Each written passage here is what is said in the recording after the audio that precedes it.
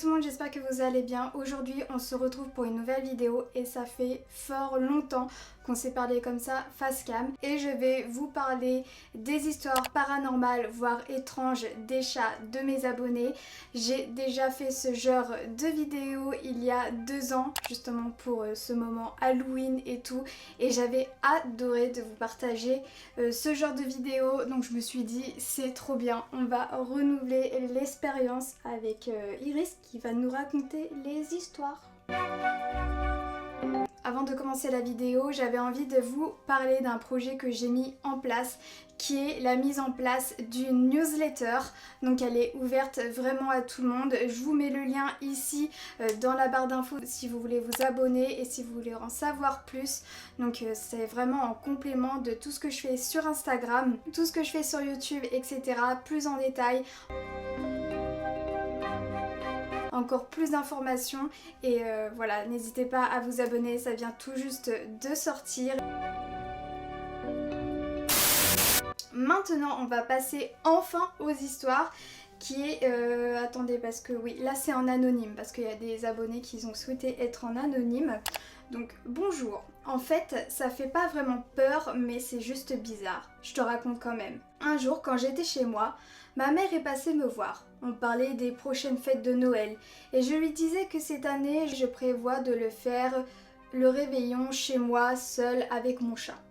À l'époque je vivais avec mon amour de chatte noire Binny. Ma mère n'était pas d'accord, elle voulait que je passe les fêtes avec toute la famille, donc on s'est disputé à ce sujet et j'ai fini en pleurs. Le chat est arrivé, a senti mon visage, filé comme une flèche, a attaqué ma maman. Elle l'a mordu au pied, elle voulait pas lâcher, la morsure était profonde alors que ma mère est partie voir le médecin. À son retour, elle n'a pas pu rentrer dans l'appartement. Depuis ça, le chat a toujours grogné derrière la porte quand ma mère était à proximité de l'appart. Elle n'a plus jamais pu rentrer chez moi jusqu'à ce que je déménage 2 ans plus tard. Ah oui quand même. Je précise que ce chat n'a jamais été violent, je n'ai jamais eu aucun souci du genre ni avant ni après ça et par la suite tout le monde pouvait venir chez moi sans problème sauf ma mère. Voilà, bisous à toutes les deux. C'est vraiment très étrange comme histoire, surtout qu'après tu as dit que ça avait changé. Elle n'a plus jamais pu rentrer chez moi jusqu'à ce que je déménage 2 ans plus tard. Ouais, c'était vraiment un peu en rapport aussi avec le lieu.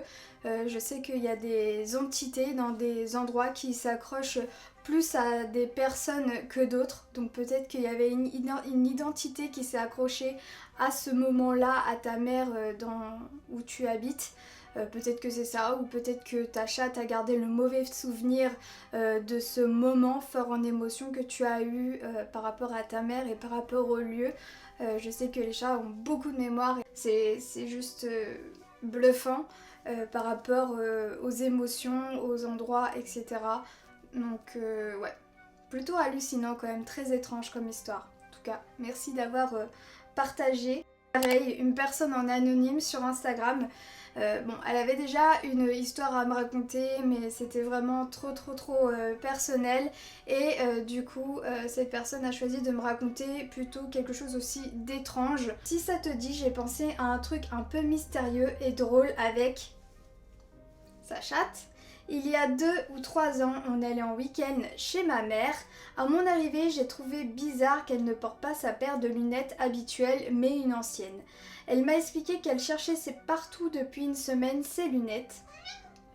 Ouais, Iris. Je lui ai dit un truc du genre, tu veux que je demande à Betty de les chercher? C'est ce que j'ai fait et un moment plus tard on entend du bruit dans le salon pendant qu'on regardait la télé. Betty venait de trouver les lunettes et jouait avec. Alors ça m'étonne pas du tout, c'est ce qu'on appelle plus souvent la télépathie. Et c'est aussi assez bluffant. Iris, ça trouve souvent mes boucles d'oreilles que je fais tomber par terre et que je suis en mode galère. Mais ça c'est la preuve vivante que la télépathie avec son chat c'est fort possible. Après il y en a qui vont dire que c'est une coïncidence, évidemment, mais en tout cas ta mère a trouvé ses lunettes et c'est le principal. C'est drôle, là on a 2 histoires avec des mamans. Donc on va changer un petit peu et on va passer à une histoire d'une abonnée qui me suit depuis fort longtemps. Et d'ailleurs j'ai connu cette chatte sur son compte Instagram.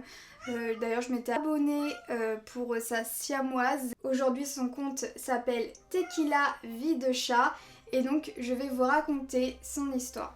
Hello, je prends le temps de t'écrire, je vais bien et Miss Tech aussi. J'espère que vous aussi les filles. C'est un super projet que tu mets en place et je serai ravie d'y participer. Merci beaucoup. Du coup, la dernière expérience étrange et presque indescriptible que j'ai vécue, c'était avec Beauté, ma petite siamoise. Elle est décédée en mars 2022 et elle ne m'a jamais quittée depuis. C'est en novembre dernier que j'ai fait un soin énergétique pour la première fois. Bain sonneur, encens, réalignement des chakras, etc. Et plongée dans ce soin, les yeux fermés, j'étais dans une lumière bleue, la couleur de ma beauté. C'était très apaisant. Et en fin de soin, on a échangé avec cette dame qui m'a demandé si j'avais un petit animal de type lapin ou chat. J'ai donc parlé de Tequila, mais elle m'a dit qu'elle avait perçu une âme pendant un soin qui était avec moi.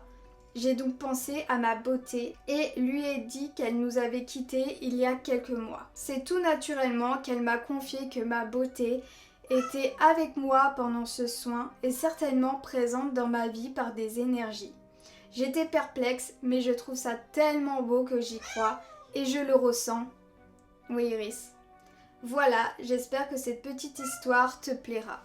Écoute, cette histoire ne peut que me plaire, elle est très touchante et on a encore une preuve que les gens qui nous quittent, les âmes qui nous quittent, sont toujours présentes dans notre vie et je sais pas ça. Ensuite, on va parler d'un petit texte qui nous démontre vraiment que encore il se passe quelque chose au-delà du visible et qui nous dit: le 8 novembre 2022, on est tous allés faire un câlin et un bisou à notre Toulouse adorée. Elle est décédée dans les secondes suivantes, à croire qu'elle nous attendait. Pareil, c'est vraiment très très touchant et très étrange et je suis aussi persuadée que nos animaux nous attendent pour passer ce moment pas facile. Attends, j'avais un scotch en dessous de la patte. Donc aussi une histoire très très touchante. Ensuite, là on va commencer à lire une grande histoire. Alors, accrochez-vous, parce que celle-ci c'est une sacrée histoire et qui est assez longue surtout. Hello Iris et Charlotte, j'ai vécu des histoires particulièrement paranormales avec mon chat, mais une m'a plus surprise et je demande encore si c'était une simple coïncidence. On a adopté Yuri il y a maintenant plus d'1 an, mais lorsque cela s'est déroulé, il avait 2 mois. Nous habitons encore chez nos beaux-parents et à ce moment-là et la veille, j'avais rêvé qu'un soldat allemand était venu me parler, me disant qu'il n'arrivait pas à partir du terrain où est-ce que la maison de mes beaux-parents a été construite et qu'il fallait que je l'aide. Bien évidemment, durant ce rêve, je n'ai pu rien faire car je ne savais pas quoi faire. J'en ai parlé le lendemain à mes beaux-parents en leur demandant s'il y avait eu des choses particulières sur leur terrain durant la guerre. Ils m'ont répondu que oui, effectivement.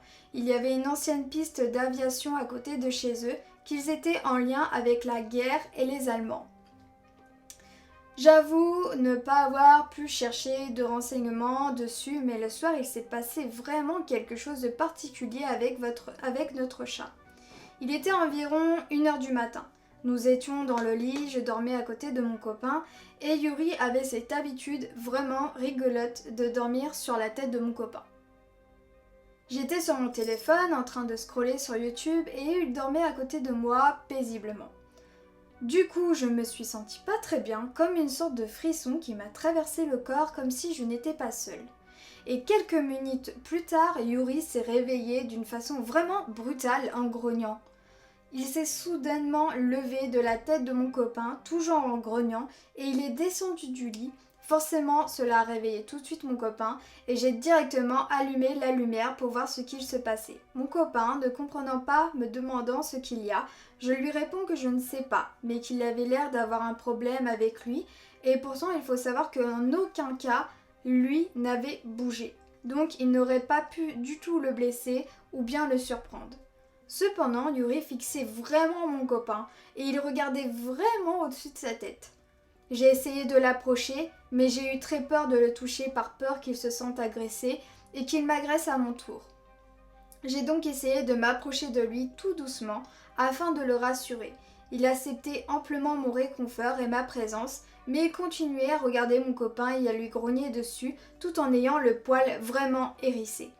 Mon copain, lui, ne pouvait pas bouger car tout de suite Yuri continuait à grogner, mais encore plus fort.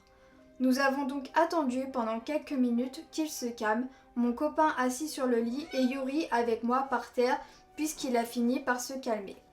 Il n'est pas revenu se coucher près de mon copain, il est resté loin de lui une bonne partie de la nuit avant de revenir se coucher contre moi. Depuis ce jour, Yuri n'a plus jamais dormi sur la tête de mon copain. Mais je crois qu'on se souviendra toute notre vie du regard qu'il posait sur lui tout en fixant le dessus de sa tête et pas vraiment son visage comme si quelque chose était accroché à lui. Est-ce que cela était en lien avec le rêve que j'ai fait la veille? Est-ce que c'est ce soldat qui a essayé de nous rendre visite? Est-ce que mon chat a réussi à aider ce soldat qui était bloqué sur le terrain? Nous n'aurons jamais les réponses, mais tout ce que je sais, c'est que cela était vraiment surprenant, venant d'une toute petite boule de poil de 2 mois. Mon copain à ce moment-là, très terre à terre, ne croyant pas au paranormal, s'est quand même remis en question quelques minutes. Je vous remercie d'avoir lu notre histoire et on vous fait plein de bisous les filles. Une histoire aussi très fort intéressante qui est liée au monde des rêves, du paranormal, etc. Et c'est sûr qu'il a dû ressentir quelque chose, surtout à 2 mois, c'est ça qui est bluffant, on en parlait ensemble. Je connais Yuri et c'est un chat vraiment très calme, très sociable surtout, il est très joueur, mais très sociable et ça passe avec beaucoup de monde. C'est un nounours ce chat, donc c'est très très surprenant et surtout à 2 mois, il a forcément ressenti quelque chose et peut-être que c'était aussi le premier esprit qu'il rencontrait et que ça devait être assez surprenant pour lui cette rencontre. Voilà, sachant que nos chats sont faits pour rééquilibrer notre maison, les énergies, et il arrive parfois que nos chats font en sorte que certaines énergies, certaines personnes partent de chez nous parce que c'est mieux ainsi. Voilà, j'espère que ce petit mood octobre Halloween vous aura fait plaisir. Moi j'adore le paranormal et pas que par rapport au chat mais de façon générale, c'est vraiment quelque chose qui me passionne depuis fort longtemps, depuis toute petite. Donc merci d'avoir regardé cette vidéo. N'oubliez pas de vous abonner si ce n'est pas fait et de liker cette vidéo. Je vous fais des gros bisous et je vous souhaite un très bon mois d'octobre. Iris vous souhaite un très bon mois d'octobre. Tu viens faire un petit bisou? Viens faire un petit bisou mon cœur. Elle était pas trop là. En même temps le décor n'est pas trop propice à ce que Iris... Elle aurait pu faire un petit dodo mais c'est bientôt l'heure d'aller manger. Écoutez, on a un petit peu débordé, il fait chaud. Oui, je vous assure que même si je suis habillée comme ça, il fait très très chaud. C'est vraiment pour le mood de la vidéo. J'allais pas me mettre en petit top. Vas-y, on est au mois d'octobre. Hein.